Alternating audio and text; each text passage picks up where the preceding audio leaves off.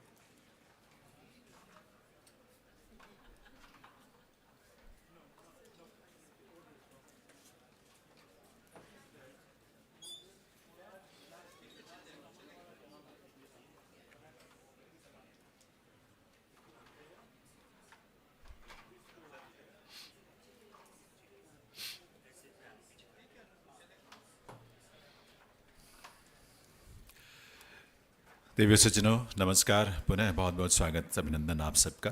We welcome all of you in this session which is on poetry sans borders, यानी बिना सीमाओं के कविता, जिसमें अलग अलग देशों के कवि अपनी अपनी भाषाओं में और उसके साथ उसका अनुवाद हिंदी या अंग्रेज़ी जैसी उनकी सुविधा होगी वो आपके सामने प्रस्तुत करेंगे। जो हिंदी की कविताएं हैं वो तो हिंदी में ही सारी कविताएं होंगी। तो एक बहुत सुंदर अभिव्यक्ति का एक ज़रिया इस सत्र में बनने जा रहा है। हम सब जानते हैं कि कविता अपने आप में सार्वभौमिक है, यूनिवर्सल है। उसकी सोच, उसकी अभिव्यक्ति और उसके भाव यूनिवर्सल हैं, भाषाएं भले अलग अलग हों। और इसीलिए विभिन्न संस्कृतियों में जो कविताओं की परंपरा रही है, काव्य लेखन की जो परंपरा रही है, उसमें उन इमोशंस की एक जो अंतरधारा है उससे जुड़ने का हम सबको यहाँ मौका मिलेगा। In this session we are privileged to have miss Anne Tannam from Ireland.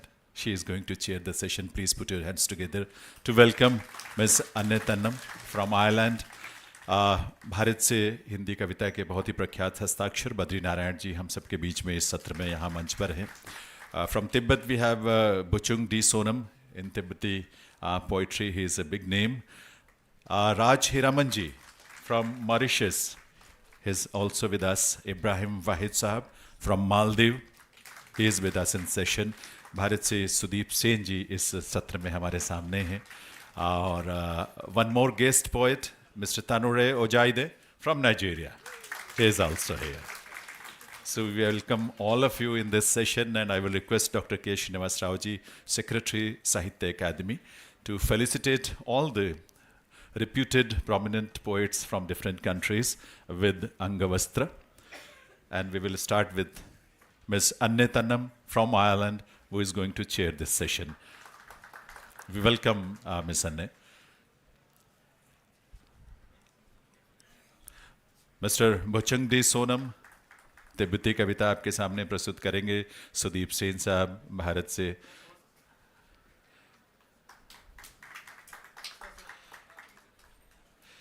Badri Narayan जी प्रख्यात कवि लेखक, वे भी इस सत्र में हमारे साथ हैं. हमारे लिए बहुत खुशी की बात है. And we have Mr. Tanure Ojaide from Nigeria. Raj Hiraman ji Mauritius से हम सब के बीच में हैं. हिंदी कविताएं बहुत सुंदर लिखते हैं. और one more guest we have Ibrahim Waheed sahab from Maldives. Mister Ibrahim Waheed. Thank you, Dr. Rao. Thank you very much, and we welcome all of you. And with the due permission from the chair, may I start the proceedings now. इस क्रम में मैं पहले कवि जिन्हें थोड़ा उसके पहले ये भी बता दूं, चूंकि समय की सीमा हमेशा की तरह रहेगी और इसमें लगभग 7 मिनट तक का समय, दो तीन जो भी कविताएं छोटी भी हो सकती हैं, बड़ी भी हो सकती हैं, लेकिन लगभग 7 मिनट में, within 7 minutes I will request all of you to please conclude your presentation poetry. So, we are going to start with the poetry recitation by Badri Narayan ji. Badri Narayan ji आप सब जानते हैं कि हिंदी के बहुत ही प्रतिष्ठित कवि हैं और आप जो सामाजिक इतिहास से या फिर कल्चरल एंथ्रोपोलॉजी है, इसके बहुत ही प्रख्यात विद्वान और विशेषज्ञ के रूप में आपकी प्रतिष्ठा है. एक समाजशास्त्री के रूप में आपने उत्तर भारत की बहुत सारी जो मौलिक राजनीतिक समझ है, उस समझ की अभिव्यक्ति भी अपने कलम के माध्यम से की है और उसका निर्माण भी किया, उसकी पहचान भी की है उन्होंने. आपके बहुत सारे जो कविता संग्रह हैं उनमें कुछ प्रमुख खुदाई में हिंसा, शब्द पदीयम और सच सुने कई दिन हुए, इस तरह के कुछ चर्चित आपके काव्य संग्रह हैं. आपको इस क्षेत्र में इन योगदान के लिए बहुत सारे सम्मान पुरस्कार मिले हैं. भारत भूषण अग्रवाल पुरस्कार, केदार सम्मान, स्पंदन कृति सम्मान, राष्ट्र कवि दिनकर पुरस्कार, शमशेर सम्मान और मीरा स्मृति सम्मान जैसे प्रतिष्ठित सम्मान आपको मिल चुके हैं. आपकी कविताएं कई सारी भारतीय भाषाओं में भी ट्रांसलेट हुई हैं और राजनीतिक विश्लेषण पर आधारित आपके कई सारे कॉलम्स जो हैं बहुत सारी पत्रिकाओं में छपते रहे हैं द्विभाषी रूप में, यानी हिंदी में भी और अन्य भाषाओं में भी. और वैचारिक निबंध पर आधारित आपकी कई पुस्तकें भी प्रकाशित हो चुकी हैं. बहुत कुछ है बद्री जी ने जो कंट्रीब्यूट किया है लिटरेचर को. आज उनसे आपकी कट्टल ध्वनि के साथ मैं निवेदन करूंगा कि वे अपना काव्य पाठ प्रस्तुत करने के लिए आपके समक्ष पधारें. बद्री नारायण जी.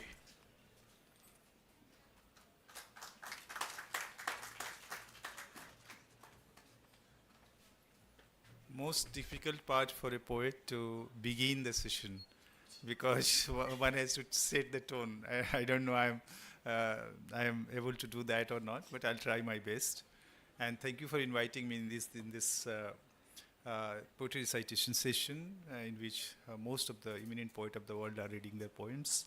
I'm going to read 3 poems, and one is the name of the poem is Dinanath Gautam. I'll read in Hindi. I have its English translation, but I think we don't have much time to read that. तो माथे पर चंदन, कत्थई मुस्कान, मुंबई में taxi चलाते हैं दीनानाथ. उनके माथे पर बाल थे घने काले, बालों में एक लंबी सी चुटिया. मैंने उनकी चुटिया देख कहा, पंडित जी जरा तेजी से गाड़ी चलाइए, जल्दी पहुंचना है जरा. टैक्सी की गति तेज करते हुए दीनानाथ ने कहा, सर मैं पंडित नहीं एससी हूँ यूपी का. मैं पंडित नहीं एससी हूँ यूपी का. मैंने अपने अनुमान को गलत होते देख थोड़ा सकुचाते हुए कहा, तब तो खूब पूजा पाठ करते होंगे आप. नहीं साहब, मैं सिर्फ अपने माता पिता की ही पूजा करता हूँ. हालांकि मंदिर मस्जिद जो भी सामने आता है झुका लेता हूँ सर. बार बार हार खाया मेरा अनुमान, मेरा सामाजिक ज्ञान घवाहिल हो रहा था. बार बार हार खाया मेरा अनुमान, मेरा सामाजिक ज्ञान घवाहिल हो रहा था. मैंने अपना झेप मिटाने के लिए कहा, कोई ज़रूरी नहीं, मंदिर जाने से ही कोई अच्छा हिंदू बन जाए. उसने मुस्कुराते हुए कहा, साहब मेरा नाम है दीनानाथ गौतम, मेरा धर्म बौद्ध है. हालांकि यह भी मुझे पहले पता नहीं था, मुंबई में आके पता चला. मुंबई में आके पता चला. मैंने कहा, धन्य है भारत देश, जिसे एक खाके से समझा नहीं जा सकता, जिसे एक खाके से जाना नहीं जा सकता. जिसे एक खाके से समझा नहीं जा सकता, एक खाके से जाना नहीं जा सकता. दूसरी कविता है बेगमपुरा एक्सप्रेस. एक ट्रेन चलती है पंजाब से, आती है हर साल. रविदास का एक मेला लगता है बहुत बड़ा बनारस में, उस मेले के लिए आती है. ये कविता उस पर है. अमरपुर से बेगमपुरा तक चलती है एक ट्रेन, बेगमपुरा एक्सप्रेस. अमरपुर से बेगमपुरा तक चलती है एक ट्रेन, बेगमपुरा एक्सप्रेस. सुबह 5:10 पर बिल्कुल ब्रह्म बेला में, सुबह 5:10 पर बिल्कुल ब्रह्म बेला में टिकट काउंटर पर बैठा है क्लर्क टिकट लेकर। कहते हैं कि पैसे से मिल जाता है सब कुछ, पर लोग हाथ में ले खड़े हैं रुपए, पैसे व एटीएम कार्ड। टिकट बाबू फिर भी उन्हें टिकट नहीं देता, टिकट बाबू फिर भी उन्हें टिकट नहीं देता। कतली, खूनी, बलात्कारी, बेईमान, चालू, फ्रॉड, लंपट, हिंसक, झूठ बवाली, सुल्तान, साहेब, मालिक, इन सबको नहीं मिलेगा टिकट, इन सबको नहीं मिलेगा टिकट। दंभी कवि, सत्ता के बौद्धिक सब खड़े रह जाएंगे और नहीं मिलेगी उन्हें इस ट्रेन की टिकट। टिकट बाबू अगर टिकट बेचना भी चाहेगा तो उसके हाथ बेकार हो जाएंगे। टिकट बाबू अगर टिकट बेचना भी चाहेगा तो उसके हाथ बेकार हो जाएंगे। जो 2.5 आखर जानता होगा वही बेचेगा टिकट, जो 2.5 आखर जानता होगा वही पाएगा टिकट। लहरों से होकर आए तारों को, कोमल मन सुकुमारों को, सराय के मालिकों को तो नहीं, पर सराय में रुकने वालों को मिल जाएगी टिकट, सराय में रुकने वालों को मिल जाएगी टिकट। टिकट बाबू सोना ले लो, चांदी ले लो, मुहरे और मोती ले लो, पर दे दो मुझे टिकट। कई दशकों से मैंने कोई यात्रा नहीं की है, मैं जाना चाहता हूँ बेगमपुरा। ट्रेन खुलने लगी है, हरे पंछी पेड़ से उड़ने लगे हैं, ट्रेन में घाना बैठे हैं, पीपा बैठे हैं, बैठे हैं सेना नाई। ट्रेन खुलने लगी है, ट्रेन खुलने लगी है।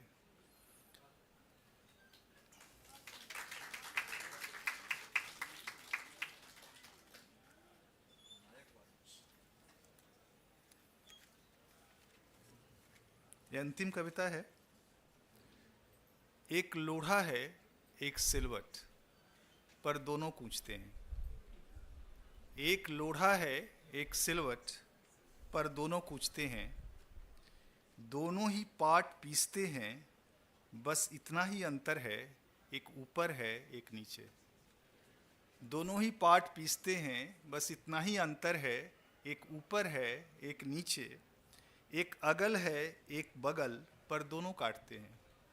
एक अगल है एक बगल, पर दोनों काटते हैं। फर्क बस इतना है कि एक बाएं हैं एक दाएं, पर दोनों चूरते हैं। फर्क बस इतना है कि एक बाएं हैं एक दाएं, पर दोनों चूरते हैं।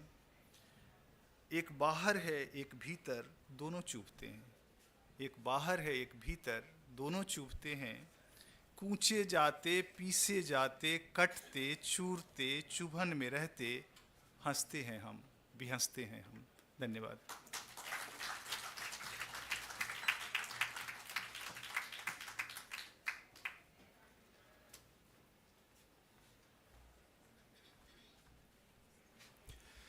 बहुत बहुत आभार बद्री नारायण जी का उनकी इस बहुत ही खूबसूरत संवेदनशील कविताओं की सुंदर अभिव्यक्ति के लिए। और next I would like to invite Mr. Bhuchung D. Sonam for his Tibetan poems. Mr. Bhuchung D. Soman is a poet, writer, translator and publisher. He has edited Muses in Exile, an anthology of Tibetan poetry, and has compiled and translated Burning the Sun's Braids, new poetry from Tibet. He is a founding member of Tibet Writers and its imprint Blackneck Books. Recently, he was awarded the Ostana Prize Youth Award for his literary contribution in the category of writings in mother tongue. So please put your hands together to welcome Mr. Bhuchung D. Sonam. I will request him to please come and present his poetry, Tibetan poetry. Please.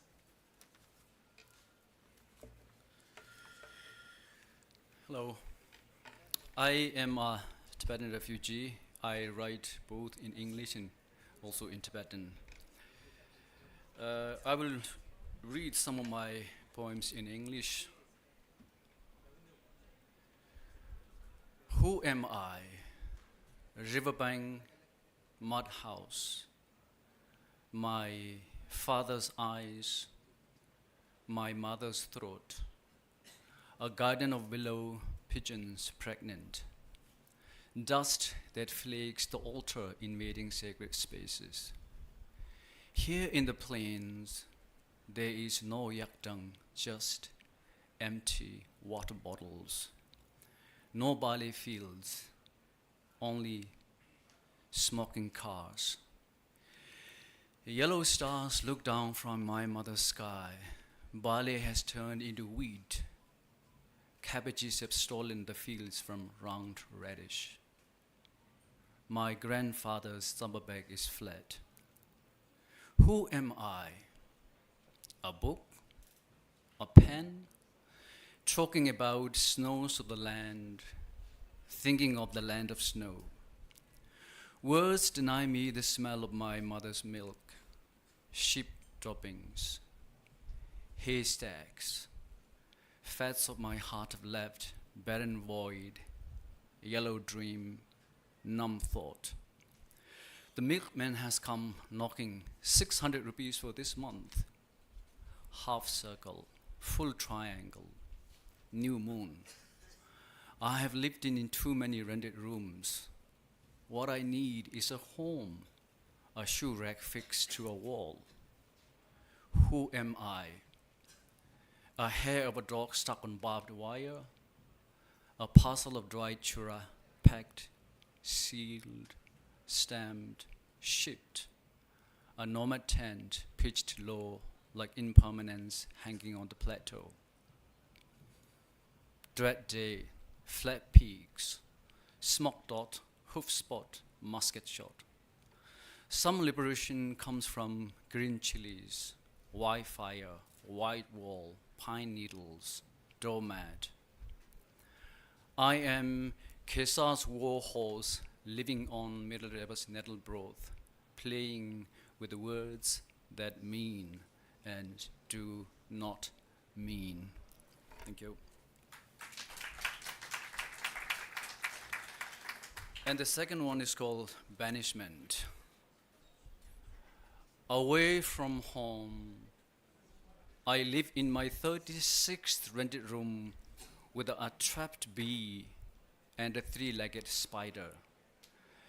The spider crawls on the wall and I on the floor.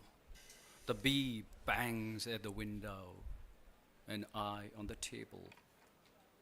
Often we stare at each other, sharing our pool of loneliness. They paint the wall with the droppings and webs. I give them isolated words. Net, maze, tangle, wings, buds flutter. Away from home, my minutes are hours. The spider travels from the window to the ceiling. The bee flies from the window to the bin. I stare out of the window. Neither speaks each other's tongue. I wish you would go deaf before my silence.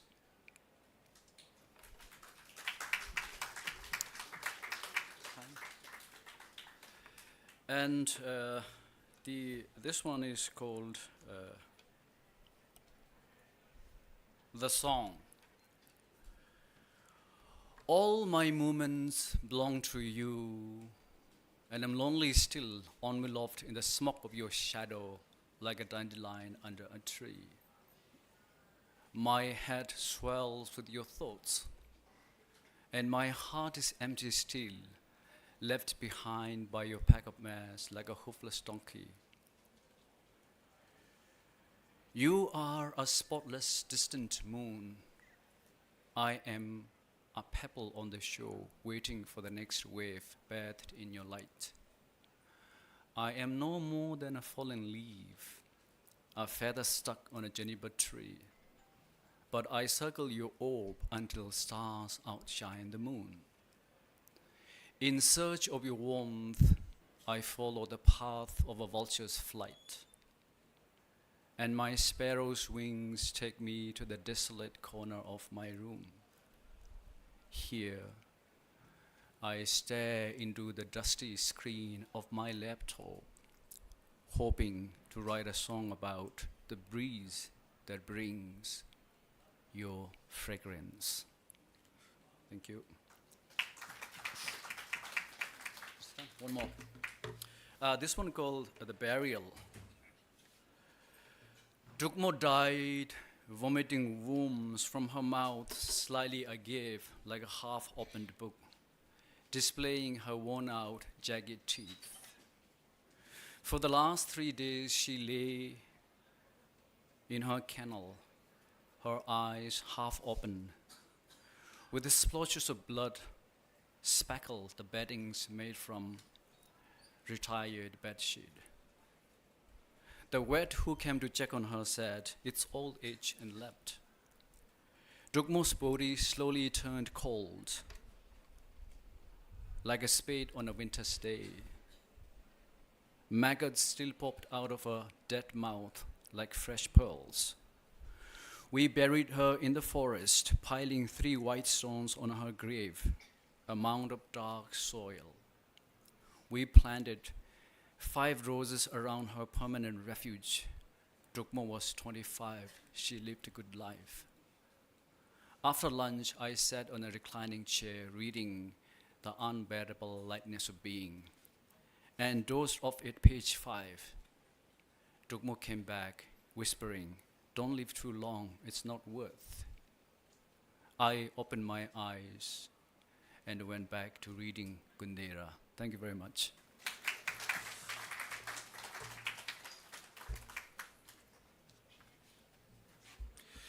Thank you very much, Mr. Bhajungdi Sonam, for your poetry recitation. हमारे अगले कवि जो इस सत्र में हैं mister Raj Hiraman ji. Raj Hiraman ji was born in Mauritius, studied journalism in Times of India and Russia Commonwealth.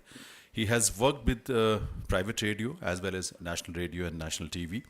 He edited Hindi weekly Swadesh, Rimjim, Vasant. He also worked as correspondent journalist for PTI. He worked in monthly like Dharmyug, Sarika, Dinman, Parag, इन सब में आपने काम किया, इनके साथ जुड़े रहे हैं. And also too in English magazines also. And he has presented numerous research papers in international seminars and conferences.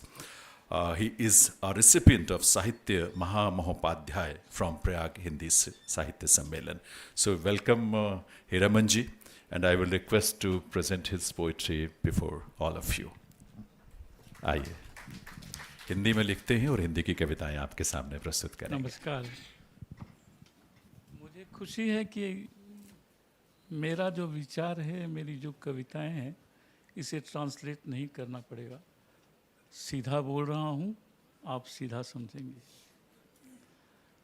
वैसे भी मेरी 28वीं भारत यात्रा है. घर से निकलता हूँ तो कसम खा के जाता हूँ कि इस धरती पर उतरूंगा तो अंग्रेजी नहीं बोलूँगा. देखिए, मेरे लिए कविता क्या है? एक आध शब्द है. छोटे देश से आया हूँ, छोटी कविताएं लिखता हूँ. छोटी सोच तो नहीं रखता हूँ, नाचीज़ अपने को बोलता हूँ, लेकिन शब्दों को ऐसे इधर से उधर, उधर से इधर मरोड़ देता हूँ, वो कविता बन जाते हैं. मैं उदाहरण देता हूँ आपको कि ये मेरे देश की कविता है. अंडे से मुर्गी, अंडे से मुर्गी, मुर्गी से अंडा, पैसा से सत्ता, सत्ता से पैसा. ये ऐसे ही कविताएं मैं लिखता हूँ, छोटी छोटी. मेरे स्वर्गीय पुत्र ने एक बार पूछा था मैं क्या काम करूं. मैंने कहा काम पत्रकार बन जाओ या विपक्ष में विपक्ष का सांसद या विपक्ष नेता बन जाओ. प्रश्न करते रहो और बाल के खाल निकालते रहो. एक और कविता सुनाता हूं आपको. मतलब फास्ट फूड का ज़माना है. जल्दी आप समझेंगे, जल्दी मैं बोलूँगा, जल्दी ख़त्म करूँगा. इसमें टाइम लेने देने का सवाल नहीं है. जब तक टाइम रहेगा मैं छोटी छोटी कविताएं सुनाते रहूँगा आपको. एक दूसरी कविता सुनाता हूँ। ये बहुत गंभीर कविता है, चार पांच शब्दों से बना है और रिपीटिशन है। नौकरी चाहिए थी क्योंकि पैसा नहीं था। नौकरी चाहिए थी क्योंकि पैसा नहीं था। नौकरी मिली नहीं क्योंकि पैसा नहीं था। अब एक कविता आपको सुनाता हूं। कोविड के समय में मैंने लिखा था, इस पिछले कोविड में। ईश्वर मुझे स्वर्ग नहीं देना तू, न पैसा, न सोने, न चांदी, न वैभव, कुछ भी नहीं देना। बस एक वरदान देना कि अपनी मृत्यु के बाद अपने शव को मैं अपनी पीठ पर ढोकर स्मशान पैदल जा सकूं। क्योंकि मेरी अर्थी को कांधा देने वाला पीछे दिखाई नहीं दे रहा है। ऐसा था ना मौका। एक कविता सुनाता हूं आपको। नेचुरल कविता है ये हम सब की कविता है। उल्लू ने सूरज पर मुकदमा दायर कर दिया। उल्लू ने सूरज पर मुकदमा दायर कर दिया। उसकी शिकायत थी कि दिन में भी उसे दिखाई नहीं देता। न्यायाधीश के सामने सबूत के तौर पर उसने अपनी मोटी मोटी आंखें दिखाई। सूरज मामला हार गया। जिस दिन सूरज को जेल जाना पड़ा, जिस दिन सूरज बंदी हुआ, उस दिन से उल्लू रात को भी देखने लगा। एक सांस्कृतिक कविता है जो बहुत दिनों पहले आजकल में छपी थी। माली लगा मेरी भी कल में तू, माली लगा मेरी भी कल में तू, क्योंकि मैं अपनी जड़ें खो चुका हूं। लगने दे नए फूल, पत्ते, शाख और डालियां, पर भूले से मेरी जड़ें तू इंसान के साथ मत लगाना, क्योंकि इस धरती पर हर एक इंसान दूसरे इंसानों की जड़ें काटने में लगा। सुरेश ऋतुपर्ण बैठे हैं। ये मेरे बहुत अच्छे मित्र हैं। मॉरिशस आए थे, जापान भी गए थे। शायद इनकी पत्रिका में ये कविता छप चुकी है। एक लंबी कविता सुनाता हूं आपको। ये मॉरिशस की कविता है।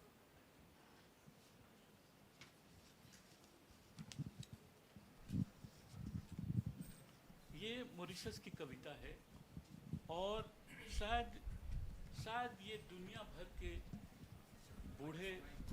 बूढ़े और बूढ़ियों की कविता है। मेरे प्यारे बच्चों, मैं बच्चों से मुखातिब हूं। मेरे प्यारे बच्चों, तुम मुझसे खफा न होना। एक बात सच कह रहा हूं कि अब मैं बूढ़ा हो गया हूं। शरीर संभला नहीं जा रहा। मन करता है कि मैं तेज दौड़ूं, पर मुझसे दौड़ा नहीं जा रहा। तुम बच्चे थे तो मैं तुम्हारे हिसाब से दौड़ा था। रफ्तार अब नहीं बढ़ाना, तुम मुझसे खफा नहीं होना। बूढ़े खुसट जिद्दी हो जाते हैं। बूढ़े खुसट जिद्दी हो जाते हैं। हट्टी और बदमिजाज हो जाते हैं। परहेजी चीजें चुपके चुपके खाते हैं। जिस दिन तुम मुझे पकड़ लो, सह लेना, घर से दफा न करना, तुम मुझसे खफा न होना। जब कभी भी रात को मैं अपने कपड़े गीले कर दूं, चादर पलंग मैली हो जाए, तब डांट के यह नहीं कहना कि मुझसे बदबू आ रही है। बदलना, साफ करना, साफ सफा करना, तो मुझसे खफा न होना।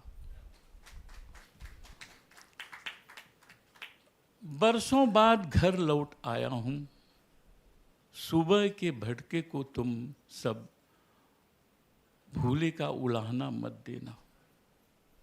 गैर जिम्मेदाराना हरकत थी, मुझे कोसना, बेवफा कहना, पर मुझसे खफा न होना। ये अंतिम लाइनें सुनिए। कल राजा फकीर बन जाएंगे, कल राजा फकीर बन जाएंगे, मैं कौन सा रहने आया हूं।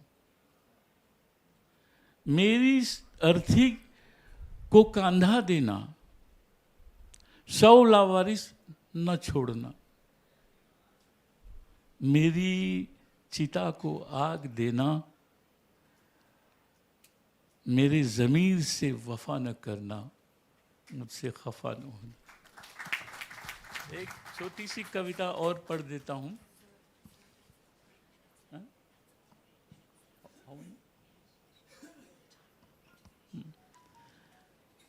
सब विदेशी ले गए, ये भारत पर है, जिसे मैंने बहुत दुख से लिखा है। संस्कृत और वेद जर्मनी ले गया। आप जानते हैं ना जर्मनी में क्या हो रहा है।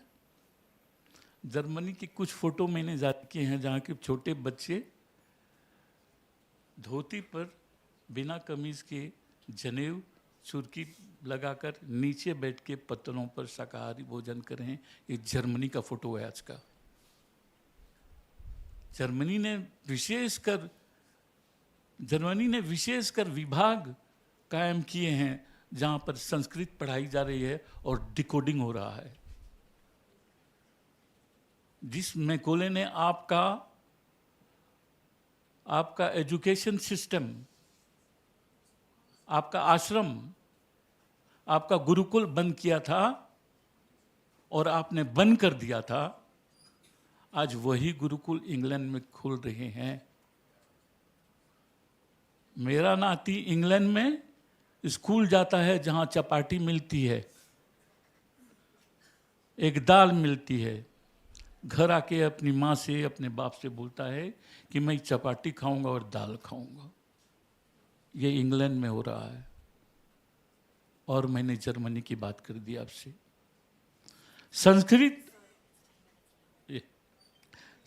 संस्कृत और वेद जर्मनी ले गया और जीना सीख लिया। चीन और जापान गौतम बुद्ध ले गए और जीतना सीख लिया। गौतम बुद्ध की जीत और चीन और जापान की जीत से मैं कंपैरिजन कर रहा हूं। चीन और जापान गौतम बुद्ध ले गए और जीतना सीख लिया।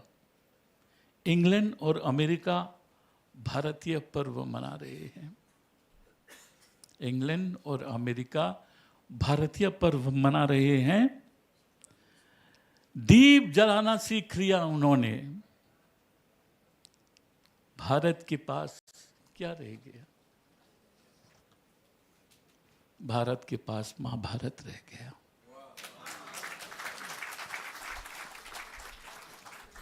भाइयों और बहनों, कविता जो है तब तक सार्थक नहीं होती जब तक आपके दिल में घर न करे और आपको झिकझोरे और हिलाए नहीं। एक कविता में आपको ओके थैंक यू, बहुत धन्यवाद आपको ध्यान से सुना। मैं आपके आभारी हूँ और मैं आपको पूछता हूँ। मेरे देश में हम लोग पत्थर ले जाकर पूछते हैं, आप इंसान हैं, मैं आपको पूछता हूँ। धन्यवाद बहुत बहुत राज रामन जी। मॉरिशस से हिंदी कविता का ये स्वर राज रामन जी की तरफ। हमारे साथ इस पैनल में इब्राहिम वाहिद साहब जो कि मालदीव से हैं, वो भी विराजमान हैं।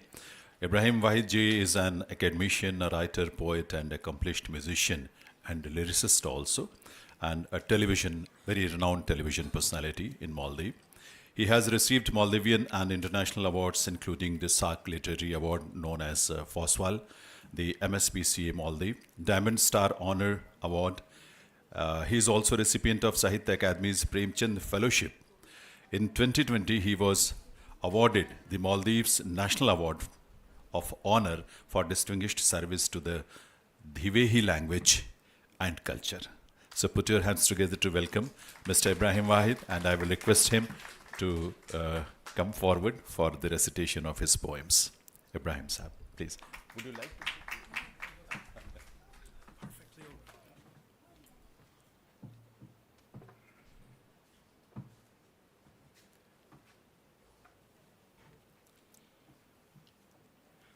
Good afternoon, ladies and gentlemen. First of all, thank you very, very much for the welcome. When I came here, I thought that I was coming into yet another new city. How wrong I was, because I'm coming into the company of old friends. For example, I have Madam Sukrita Paul Kumar, who is sitting here. I met her years ago in Dhaka, and we had a good ride together. I met new friends who came bearing gifts. I have a Facebook friend here. Madam Tangam Misnachano is sitting there. New friends like Ashok sitting there from Sri Lanka. Forgive my stick, please. I remember a long time ago, there was this conference held by the IDSA, and I was talking about anything but literature. And I was saying there, don't let the size of the man fool you. I am from a very, very small country, and I am a small man. And at that point in time, I felt like a perfect stranger when somebody walks in through the door and I say, oh, well, I'm still home because an old friend has just walked in through the door.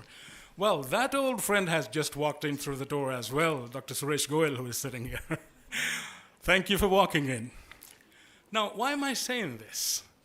Ashok, I'm going to let that cat out of the bag. But what is poetry? Is poetry something delivered by old folks like us, or mobility-challenged people like my new Mauritius friend, or is it something else? I think it's something else. It's a bit like this. You see, on the inaugural of this conference, I met a teenager who impressed me so much. And I still say this, the future of our literature, our poetry, also lies with our young people. Naman, thank you for being part of that inaugural. Sat right beside me. Thank you. That's the future, ladies and gentlemen. That's the future where this is going to grow. I'm going to recite for you a Maldivian poem. Our language, Dhivehi, is very close to Sanskrit. It's a direct daughter. You might understand parts of it, you might not. So let me just go through with it in my language first. I'll try and give you a translation, time permitting. Suvalin nukurame dimavi magatum Hua kuffa buname nimung gotemi nuwakan kamavis dimavung novevumung sualin nukurame gira tundi matiga hirunu kiru kakunives biren neti hekivede ere vi evauda iradaga netumung firali erevung ere handu eriakas mere kalufoyemi Sualen nukurame. Sama kuliterega aharming kulunuha. Ramam foli veramang fila due hingaje. Amazik kamavi raha rani kambaki. Sama sage adaba zahar din nimummi. Sualen nukurame. Kala ufalugato abadu sirru sirrum balala balala. खबर आधे हुरेवे लोलुंग करुणा हिलुनस तुम्बुंग हीला हीला Salameh गुवालंग तिबा नुरुहिदाती सुआलिन नुकुरमे. Translation: I don't ask you a thing, even when I bump into you so close. I swear to you that is how it all ends. When we run into things that happened, that did not happen, that is how both the question and the answer are silenced, so I don't ask you a thing.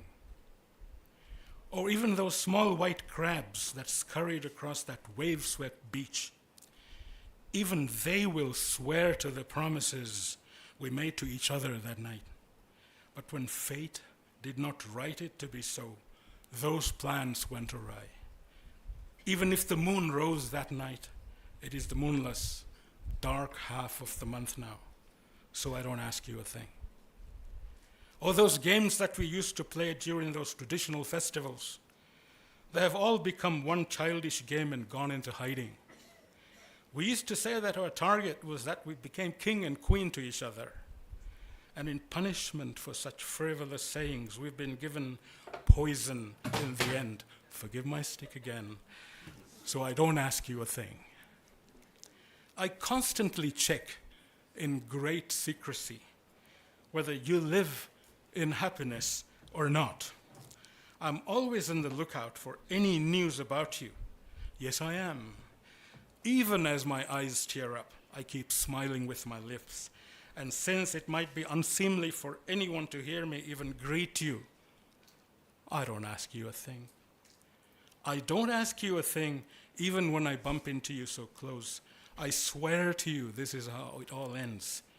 So when we run into things that happen that did not happen, that is how both the question and the answer are silenced. So I don't ask you a thing.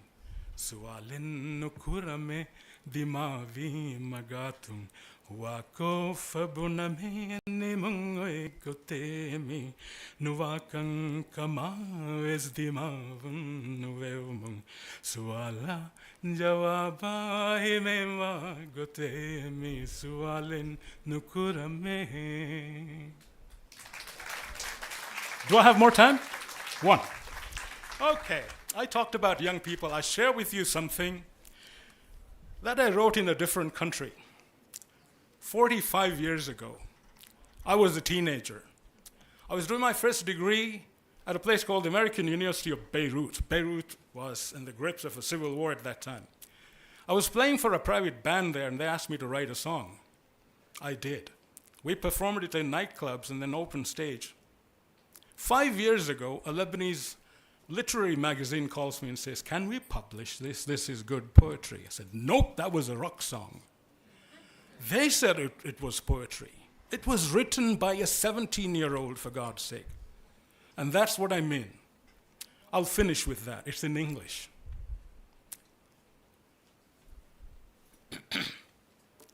When your third world brother is crying for peace, love thy neighbor is all you preach.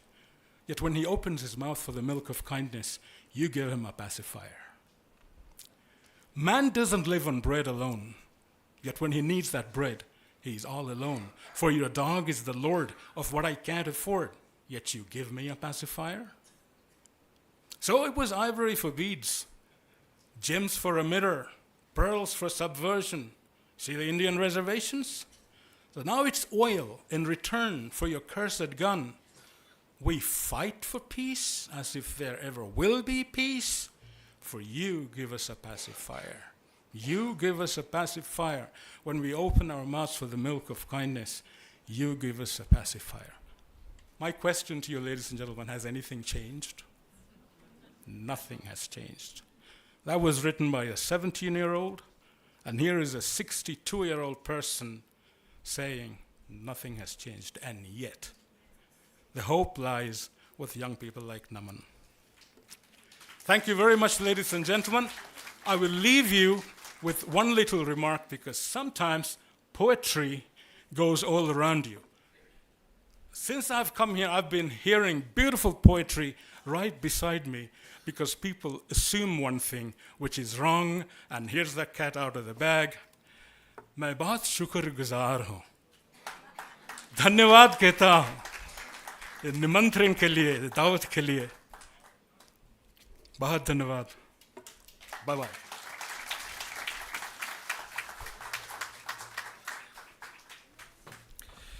बहुत बहुत धन्यवाद आपका इब्राहिम वाहिद साहब। हमारे इस सत्र के अगले कवि जिन्हें मैं आमंत्रित करने जा रहा हूँ Sudeep Sen ji. As you know, Sudeep Sen's publications include postmarked India, new and selected poems, rain, Ladakh, aria, the HarperCollins Book of English Poetry as editor, and Fractals, New and Selected Poems, Aerotext, Cafe Azmi Poems, Nazm, so on and so on. He is the editorial director of Arc Eris and editor of Atlas. He is the first Asian honored to deliver the Derek Walcott Lecture and read his poetry at the Nobel Laureate Festival. He is a recipient of A.K. Ramanuja Translation Award, George Zalamia International Poetry Prize, and among others. So please put your hands together to welcome Shri Sudeep Sen, and let me invite him for his poetry recitation.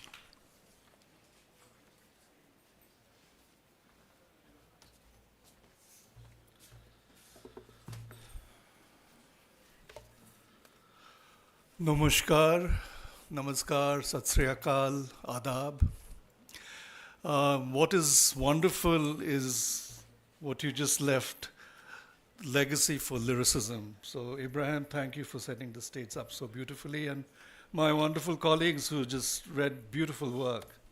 And some of us who've read before, Taniori and I read together in Medellin in South Africa, South America. I'll read 4 poems from this last book, my newest book called Anthropocene. It's on climate change and the pandemic, and I wrote it during the lockdown. Writers are lucky because we are always in a lockdown. I live a life in solitude, so this was a perfect moment for me to write a whole book. The very first poem is set in my home city of Delhi, where I still live. Delhi, as you know, has various kinds of problems, including pollution, and as an asthmatic, it's a really difficult place to live in. But the pandemic showed that the air can be cleaned in a matter of months when constructions shut down, cars stopped, and the Delhi skies became blue like my childhood skies. Anyway, this is the grim Delhi of now. It's called Disembodied. My body carved from abandoned bricks of a ruined temple, from minaret shards of an old mosque, from slate remnants of a medieval church apse, from soil tilled by my ancestors. My bones don't fit together correctly as they should. The searing ultraviolet light from aurora borealis patches and etch corrects my orientation. Magnetic pulses prove potent. My flesh sculpted from the fruits of the tropics, blood from coconut water, skin colored by brown bark of Indian teak. My lungs fueled by Delhi's insidious toxic air, echo asthmatic sounds, a new vinyl dub remix. Our universe where radiation germinates from human follies, where contamination persists from mistrust, where pleasures of sex are merely a sport, where everything is ambition, everything is desire, everything is nothing, nothing and everything. White light everywhere, but no one can recognize its hue. No one knows that there is color in it, all possible colors. Body worshipped not for its blessing, but its contour, artificial shape shaped by Nautilus, skin moistened by L'Oreal and not by season's first rains, skeleton strength not shaped by earthquakes or slow molded by fearless forest fires. Ice caps are rapidly melting, too fast to arrest glacial slide. In the near future, there will be no water left, or too much water that is undrinkable, excess water that will drown us all. Disembodied floats afloat like Noah's Ark. No GPS, no pole star navigation, no fossil fuel to burn away, just maps with empty grids and names of places that might exist. Already, there is too much traffic on the road. Unpeopled hollow metal shells without brakes swerve about, directionless, looking for an elusive compass.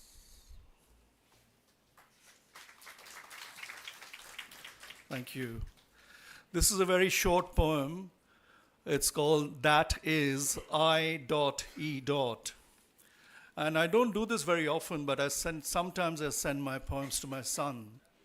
And of course, he responds very typically. He said, "Oh, Baba, not one more poem."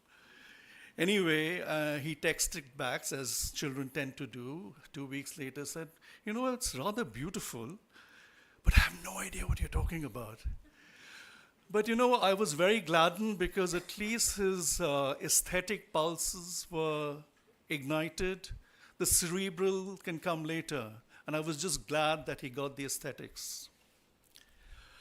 This has also been made into a song by an American songwriter called Heather Ann Shepard, and the title of the CD, which is available on iTunes and Spotify, bears the same name. That is for Aria.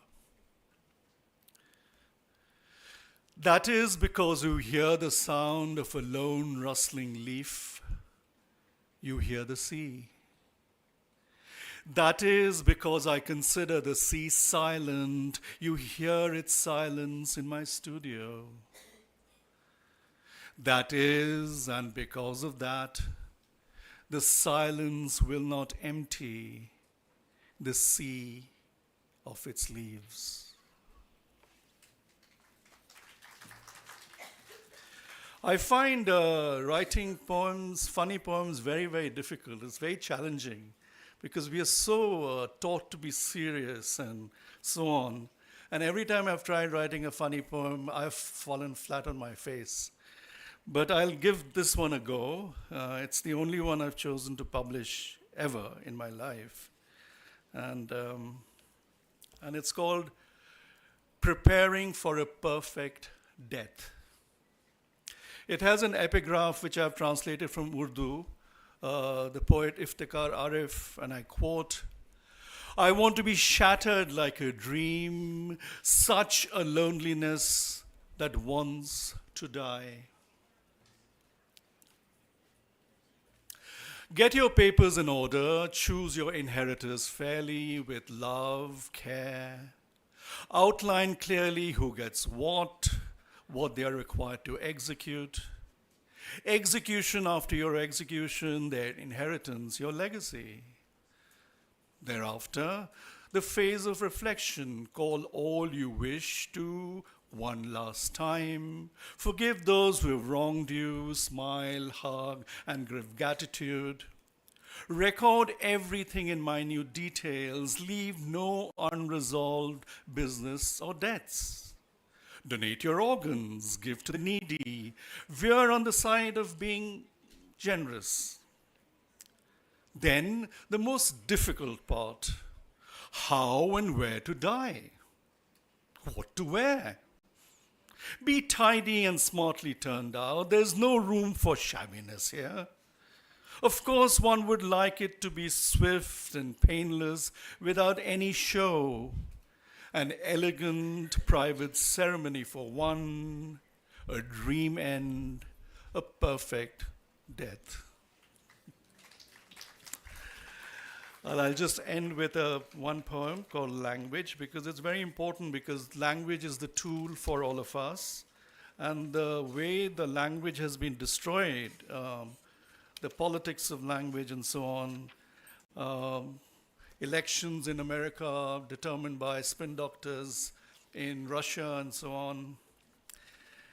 Anyway, so this is language. It's obviously about the politics of it all, but deep down, it's also a homage to my very first typewriter, which still sits on my desk. It's in pure working condition, but the irony is, of course, it's more expensive to source the silk black and red ribbon than to get the typewriter going. And I'll end with this.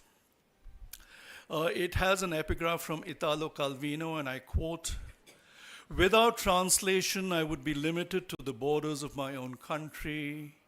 The translator is my most important ally." My typewriter is multilingual, its keys mysteriously calibrating my bipolar, forked tongue. Black red silk ribbons, spools unwind as the carriage moves right to left. In cursive hand, I write from left to right. My tongue was born promiscuous, speaking in many languages. My heart spoke another, my head yet another, the translation seamless. Oracles, ventricles pump blood.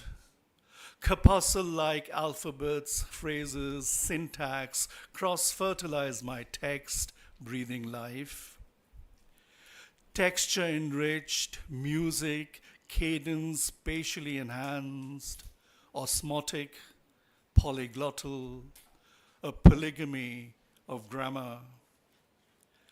Letter forms dance, ligatures pirouette, ascenders, descenders, pitch perfect. Imagination isn't caged in speech. Speech cannot be caged in language. Thank you very much.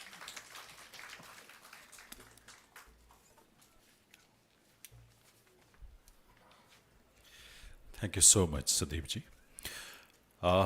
Poetry Sans Borders in this session. Now I'm going to invite Mr. Tanure Ojaide from Nigeria. Tanure Ojaide has published collections of poetry, novels, short stories, memoirs, and self-authored and co-authored scholarly books. He has won the Association of Nigerian Authors Poetry Prize 4 times, and the Commonwealth Poetry Prize for the African region, the All Africa Okibgu Prize for Poetry, and the BBC Arts and Africa Poetry Award also. In 2016, he won both the African Literature Association's Fallon Nicholas Award and the Nigerian National Order of Merit Award. In 2018, he co-won the Soyanika Prize for Literature in Africa. Ojaide is currently the Frank Porter Graham Professor of African Studies at the University of North Carolina, Charlotte. So I may request Mr. Tanure to please come forward for reciting his poems. Please. Otiem no atako she hawana no egbe mi pujere. Otiem no atako she. Otiem no atako she. I want to thank members of the Sahitya Academy for inviting me, and I'm going to read 4 poems, not too long. I will start with one. Many people in Nigeria and other parts of Africa, they like to watch these European English football matches, and this came to my mind, and I wrote this poem. If only they knew.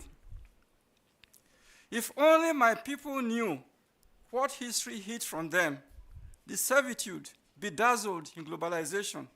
If they knew what they should know, if they knew the alphabet of pain, they would sing songs of sorrow and not Liverpool's football anthem. If they walked through the gate of no return, they would wake from a nightmare into knowledge of what they should know. If they saw the shackled, tear-soaked in the plantains of history books, if only they visited the museums, crime scenes, cemeteries where ghosts howled for vengeance, if they retraced the fugitive path, reddened with dog bites of reprisals, if they knew something and not nothing, they would not second-guess a goalie sponge, join delirious waves of fans, or kick the air as if on the field. If only they saw through the football stadium, beyond the hat tricks, the goalless dives, the sudden death, and hooligan fans, the Liverpool slave merchant's face. If only they knew the stocks of the team were bought with profit from their ancestors' sale.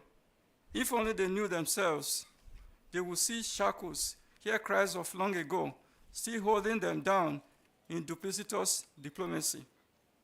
If only they knew who they are and have the vision to see through the abracadabra, to liberate themselves from global shackles in today's blinding light of Liverpool Stadium, they will not shout deliriously and helplessly in Accra, Lagos, or Harare, who should know and shut their mouths. If only they knew and have memories of knighted merchants and their slave cargoes, they would not disrespect heroes who plunged into the Atlantic deeps rather than be sold to raise capital. If only they knew, they would remember who they are and what the sailors did and still do to them. If only they knew. Thank you. I just want to show a variety of my poems. This is a poem I wrote for a late friend. He died in Nigeria while I was in Israel on a conference, not pilgrimage. Remembering, I talk about the Iroko, which is the largest tree in the tropical area. Remembering, the day the farmer lost all his harvest to locusts, the day the herdsman lost all his cows to rinderpest, the day the fisherman lost his boat and nets to a storm, the day there was a total eclipse of the sun, the day fire left dry leaves to burn out green ones, the day water failed to quench the burning thirst, the day the wind refused to blow away smoldering fumes, the day the earth opened a bottomless pit to another world, the day the muse trashed the minstrel, the day the minstrel was struck dumb, the day the goat refused to eat yam leaves, the day the parrot refused to eat corn, the day the drums refused to beat for the dancer, the day the roko was struck down by lightning, the day all the gates closed to the fugitive, the day the crossroads refused its sacrifice, the day all the alarms refused to go off, the day the clear-eyed guide lost his vision, the day the boneless beast opened his mouth to swallow an entire man like sauteed crayfish. That was the day of the summer solstice, when in Jerusalem, my best friend died in Sapele. Thank you.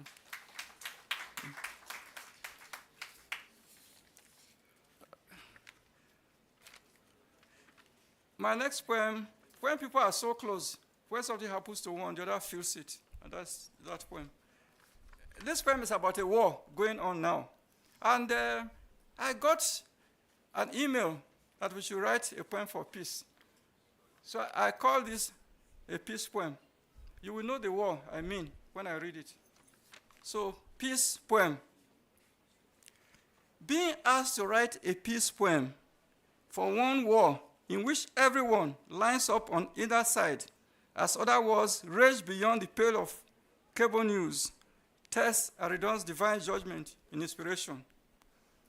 Who is the peace for when everyone has chosen a side to fight for, pouring immoral weapons to fuel the tragic blaze whose end is unpredictable? Where do I start a peace poem in a time of war? Stop bombing, shelling, or cheering on one side to provoke the other to annihilate the enemy?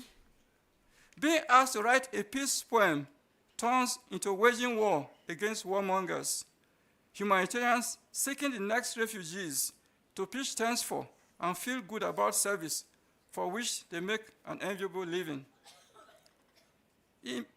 Is peace good for capitalists who profit from bloodshed or for self-aggrandizing imperialists? I'm looking for the benefits of peace to warmongers. I cannot find any, and my pen is fighting big powers to stop all wars they blindfold the world from seeing.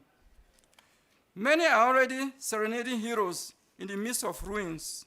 Others have passed judgment on who goes to hell or heaven, as if war criminals have not been canonized in the past. Some are masking personal pride as national salvation. Both sides are fighting for a peace I know it's not going to erase racism from their psyches or make the world even. Two human wars for which peace needs poems and prayers, so that the armed few will not dominate the many unarmed and live on the wealth of the poor and call that civilized. What peace leaves downtrodden folks to stand on their own? Now, for which war should my peace poem be written? Is it peace or still war, where a disarmed side is dying from the oppression or the massive force of another? Silent, subdued subjects not at war against their dominion? I write for the blacked out wars in which the most powerful cover their depravity, not for the war streamed live on cable. I write my peace poem for forgotten wars in Yemen, Tigray, Congo, other near or distant wars out there, and perennial wars nobody pays attention to but kill populations. We are always at war, and our reader gives me this peace poem. Thank you. I hope you know my stand. You know my stand for many of us Africans on so many wars going on. Party affiliations. This is my last poem. In most countries, there are always two strong parties. And in Nigeria, there are two parties. One symbol is the umbrella, tricolored umbrella. And the other one is the broom. So that's behind this poem. Party affiliations. My love and I belong to opposing political parties, hurling stones and even firing shots at each other, strategizing to so hurt the other as to destroy it, also muddy the other and smother it with grime. It's insane we share the same bed we hold sacred, avowing I love you, only to smudge the other. When we see each other across the line, we are different, each wired to the party's feral mindset, so passionate we still aim our meanest shots as if we are strangers to each other, not personal.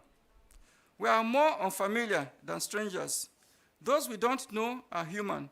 Partisans are animals that don't deserve anything good to happen to them or even live. We do not distinguish one from the pack. Because we are vanguards of our respective parties, my love and I can stab or shoot the other on others and not even care to enter the same ambulance painted with other than our party's solid colors.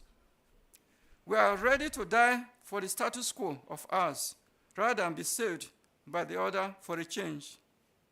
The other day, it rained, and covered in a tricolored umbrella, she left me alone, only to show a drenched swath in bed. Of course, I denied her the broom to rid the room of muck, and both of us caught bronchitis from the stubborn dust. Should the country bleed, we would weep profusely, both of us half drowned in the other's sordid tears. And when night came, we'd go to bed with naked wounds, and instead of making love, caress each other's sores. Thank you. Thank you.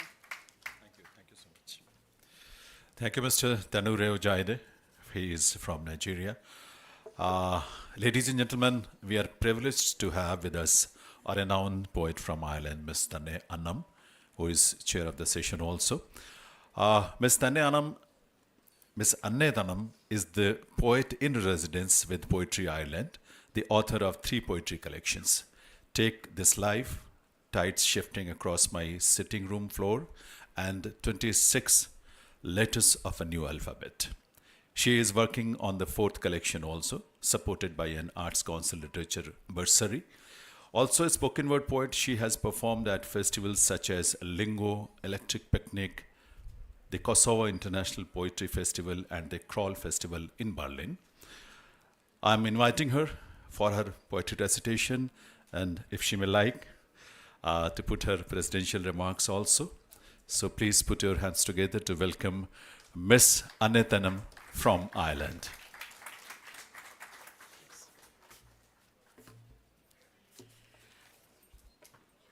It's so lovely to be here.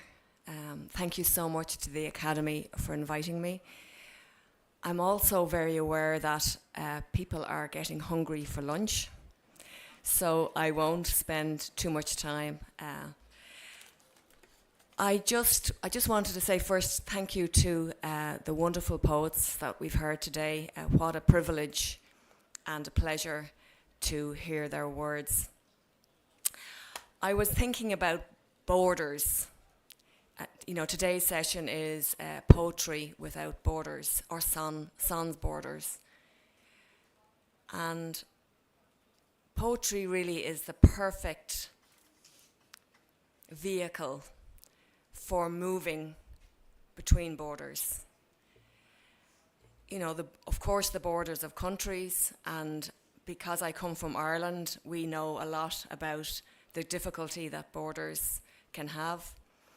But there's also the borders between our conscious mind and our unconscious mind. There's the border between what is spoken and what is unspoken. And there's the borders between what is concealed and what is revealed.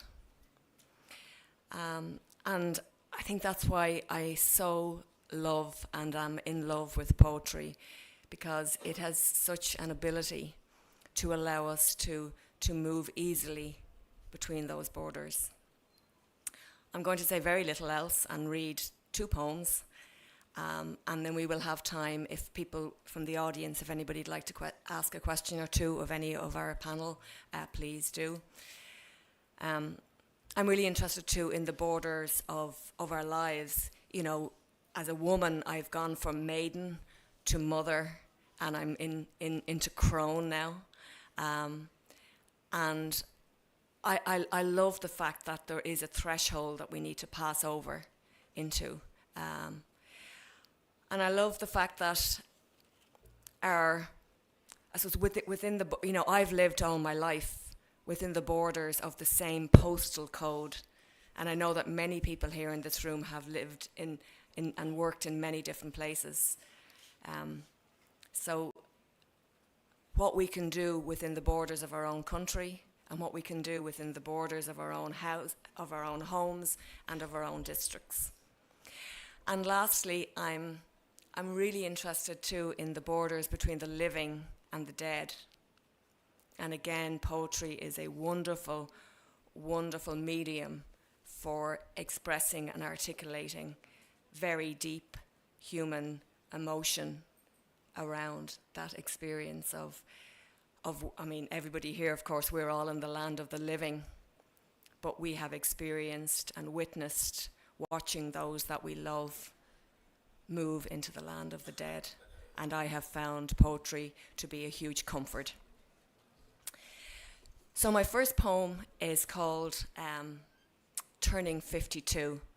And I have to admit, I didn't write it this year. I may have written it a few years ago. It's taken until now to tune into the miraculous presence of birds. I knew there were birds before. I'd heard them singing. Not like this, not like the earth depended on it. Finally, I've got round to learning the name of the tree that grows on the footpath outside our house. It's a sycamore. And last year, someone gave me the gift of a hazel tree cutting, which I carried home on the back of my bike before throwing it into the garage, where it lay for 6 months, before the man of the house took it upon himself to dig a random hole in our front garden and plant it there. When I turned 52 last October, I saw the knee-high hazel cutting planted there in our front garden, and took to watering it every week, took to chatting with it, took to admiring its tightly held secrets, until one morning in spring I opened my eyes, and there where once was only brown, 26 letters of a new alphabet unfurled in green, the answer to a question I'd been too afraid to ask. Thank you. And I'm just going to do, I'm actually going to do one more poem and keep within the time. I'm going to do, actually, I'll do two quick ones. I'll do one about that experience of death, and then I'm going to do one, and I'm dedicating it to my friend Srilata. And I'll finish with that. So this one is called Me and Bobby McGee, and Me and Bobby McGee is a song by a Western singer called Chris Christopherson, and it's about my mother's death. When the others left, I stayed behind, sat weeping like a child, entreating you to stay, until your stillness entered me, and slipping my hand under your body to where your warmth still lingered, I sat with you a short time longer, while outside the door, life without you waited to begin. A friend called round to pay her respects, asked me, when you took your last breath, did I feel your soul or spirit, or whatever we call it, leave your body?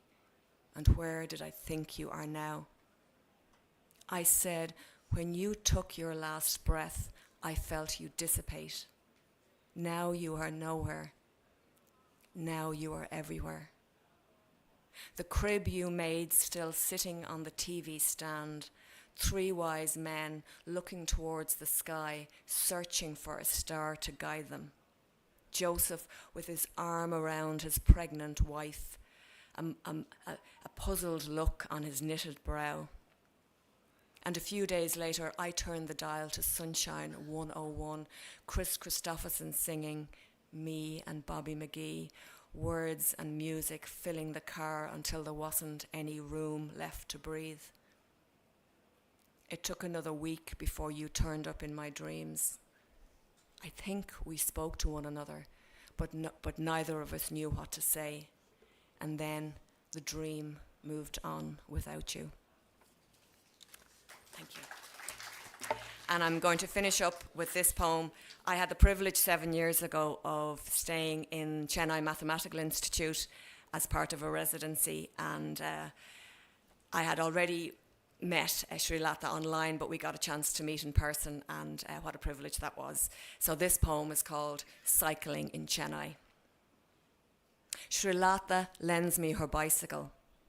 Its faded purple frame, rusty gears, threadbare tires, begging me to love it, begging me to sit astride its bum-sore saddle and take to the highways of the college campus.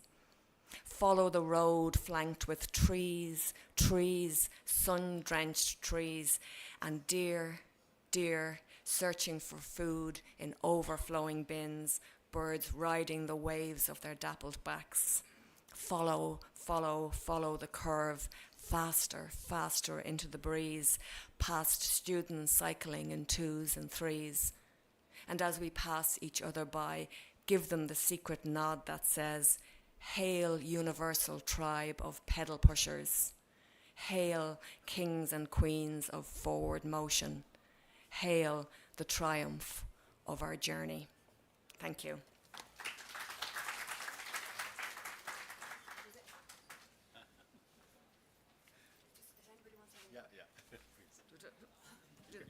Is there anybody who'd like to ask a few questions? We have 6 minutes before lunch. I hear the tummies rumbling. That's enough, isn't it? Yeah, enough. Yeah. Thank you. सो एक बार आपकी करतल ध्वनि के साथ हम सभी का आभार व्यक्त करना चाहते हैं. We are grateful to miss अन्य तनम for sharing the session and presenting her poetry. Badri Narayan ji, Mr. Buchungdi Sonam Raj Hiramanji, and Ibrahim Wahid Sahab from Maldives, Sudeep Sen Sahab, and Tanure Ojai from Nigeria. We are grateful, thankful to all of you for being with us in this session. और आपका भी बहुत बहुत आभार ladies and gentleman. Request आप सबसे है 2:30 बजे हमारा एक बहुत महत्वपूर्ण सेशन जो शुरू होगा, समय रहते आप आएंगे, आपको अच्छा लगेगा. विदेशी भाषाओं में भारतीय साहित्य का प्रचार प्रसार, promoting Indian literature in foreign languages, एक बहुत रोचक विषय होगा जिसपे बहुत प्रख्यात विद्वान, eminent personalities and scholars will be here with us, और वो अपनी बात आपके सामने रखेंगे. तो आप सभी को 2:30 बजे हम आप सबकी प्रतीक्षा करेंगे. अभी के लिए आप सबका बहुत बहुत धन्यवाद, बहुत बहुत आभार आप सभी का.